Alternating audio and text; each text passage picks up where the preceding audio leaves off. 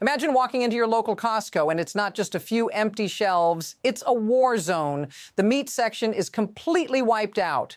The water aisle? Nothing but bare metal, and it's not because of some storm or natural disaster. This is a statewide food emergency in California. Governor Gavin Newsom just declared it. But here's the kicker. No one thought it would escalate this fast. The crisis isn't about panic buying. It's much deeper, and it all starts with a decision made far away from the store aisles. Stick around, because what you're about to hear explains why this is just the beginning of something far bigger than anyone predicted. It's not just happening in one store or one city.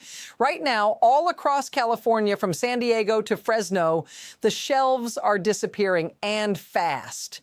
Walmart in Fresno? People aren't lining up for sales, they're lining up for food.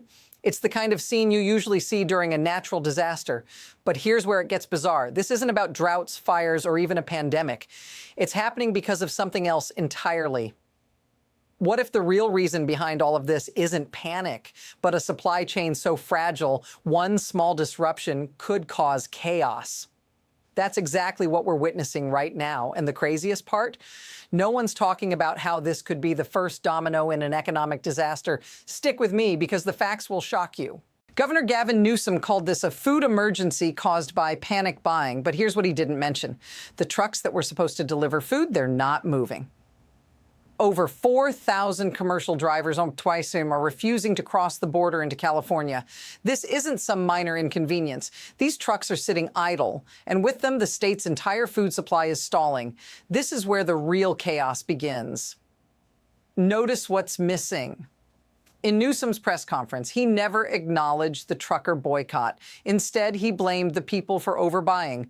But the data tells a different story. People are buying 32% more food, not because they're hoarding, but because they're scared they won't get another chance. Panic isn't the problem. The system's fragility is.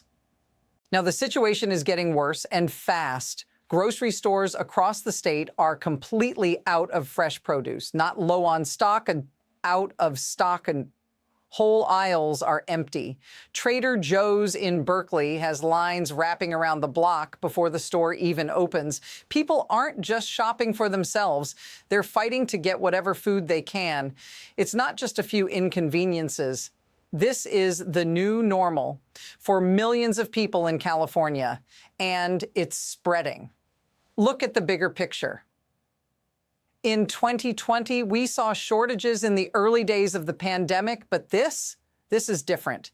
This isn't an isolated event. It's a systemic failure. This isn't just about empty shelves. It's about a fragile system that relies on daily deliveries to survive. And when that system breaks, things spiral out of control. Now, the situation has crossed a line. It's not just empty shelves or long lines anymore. It's something much more dangerous. In Sacramento, at a Costco, a security guard had to step in because customers were hoarding rice and beans, entire flatbed carts full. This isn't the behavior of people panicking. It's people desperately trying to survive because they have no idea when the next delivery will come. But the most disturbing part? The stores are still trying to play it cool. They're putting up signs, limiting purchases, and hoping the situation resolves. But what they won't say aloud is this: there's no truck coming.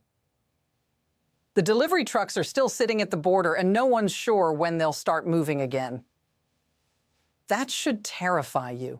This crisis is no longer just about the grocery store. Restaurants across California are shutting down early, or simply not opening because they can't get food deliveries. The largest food distributor to restaurants in the country, Costco, has warned California clients, no deliveries, no guarantees. Thousands of businesses are running out of food before they even open their doors. And it's not just restaurants. Schools are next. In Los Angeles, the school district is scrambling to keep meals on the table for 5.8 million children. But with the supply chain collapsing, it's only a matter of time before even those limited menus run dry. And now, let's zoom out. What happens if this continues?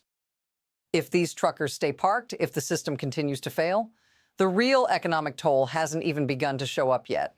Now, let's step back and look at the bigger picture. This isn't just about empty shelves or longer lines.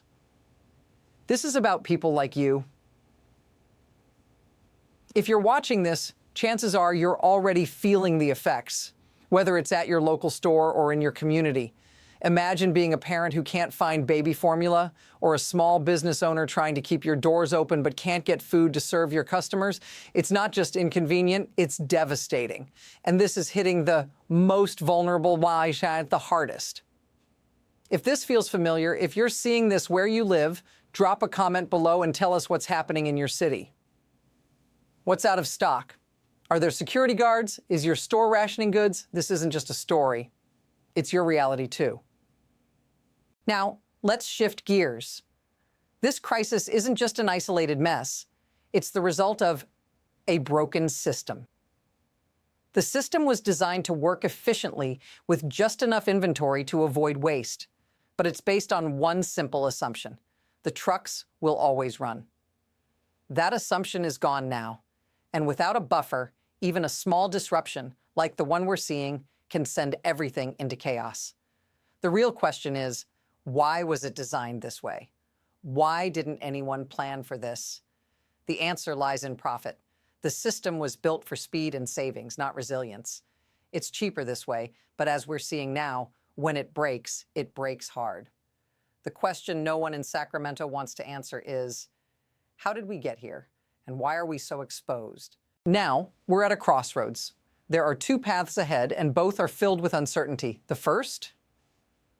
Governor Newsom could backtrack and suspend the controversial legislation that triggered the trucker boycott, but that would make him look weak and worse. It sets a dangerous precedent that could encourage future industries to simply shut down when they don't like a law. The second option? He stands firm and the crisis deepens. More stores close, more schools run out of food, and the economic damage spreads beyond just the food sector. As we watch this unfold, one thing is clear: this situation is far from over, and the next move is already taking shape. But will it be enough to stop the fallout, or is California heading for a long, painful recovery? This is where the real danger lies. The system we rely on is a house of cards, and one disruption has already brought it to its knees. Governor Newsom's decisions have triggered a collapse, one that was entirely predictable and yet ignored. This crisis was not an accident. It wasn't a natural disaster. It wasn't a pandemic. It was a policy-induced collapse. And now the most vulnerable are paying the price. The truth is, this could have been avoided, and it should have been, but the question remains, how long can this last? And what happens when we hit the breaking point? If you want to stay on top of what's happening, to understand the real story behind the headlines, hit subscribe. We'll keep breaking it down as this crisis evolves, because right now, this isn't over. It's just the beginning.